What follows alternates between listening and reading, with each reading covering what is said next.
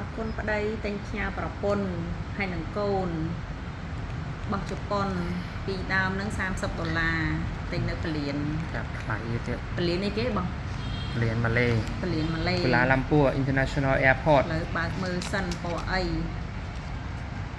នេះអូស្អាតខាងមានក្រែមល្អប្រើយូរហើយនេះម៉ាក់កាត់តេតូក្យូប្រើថា$3.5កាំងអូស្អាតណាស់ចំណេញប្រើអាហ្នឹងហ្នឹងលើបលៀបហើយលើមាត់ហ្នឹងនេះប៉ុណ្ណឹង5-10រៀលប៉ុណ្ណឹងមន់មួយវិញបកូនលើតិចអត់មានពណ៌អីខ្លាំងទេ Pink girl ពណ៌ peach មិនដឹងត្រូវអត់ទេចាញ់អញ្ចឹងចាំឲ្យកូនសាក់ខ្លួនឯងញោស្អាតណាស់អត់ចង់ចាញ់ទេប្រហែលក្រាមនេះហ្នឹងនេះពណ៌គេ Dear Apple Glassing Melting Balm ពួកអាបែមអញ្ចឹងល្អ